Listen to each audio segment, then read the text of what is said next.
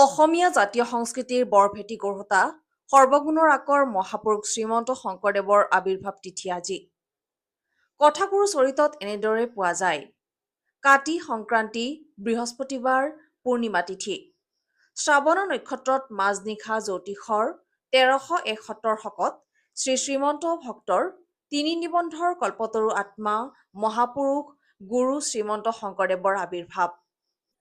জ্ঞানৰঞ্জন দাসৰ দ্বাৰা আধুনিক অসমীয়া ভাষাত অনুবাদিত আধুনিক অসমীয়া ভাষাত কথাগুৰু চৰিত গ্ৰন্থৰ পৰা উদ্ধৃত।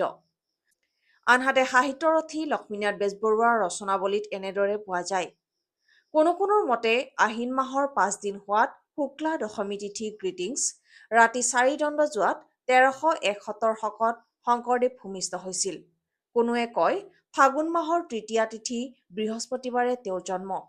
এই মতবোৰ মিলালে ১৩৭১ শকৰ কাতি নাইবা আহিন নাইবা ফাগুনৰ বৃহস্পতিবাৰে ৰাতি মাজনিশা শংকৰদেৱৰ জন্ম বুলি ধৰিব পাৰি। শংকৰদেৱৰ জন্মস্থান অসমৰ নগাঁও জিলাৰ বৰদোৱাৰ ওচৰৰ আলিপুখুৰী নামে ঠাইত। জন্মৰ ইংৰাজী চন ১৪৪৯। লক্ষ্মীনাথ বেজবৰুৱাৰ ৰচনাৱলীৰ পৰা।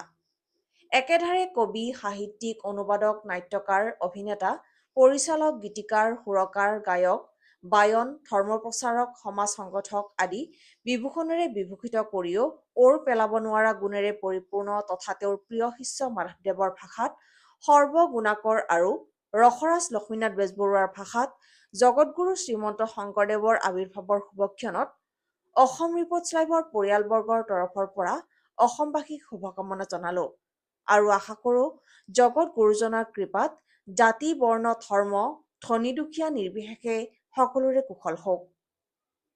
News desk report, Assam reports live.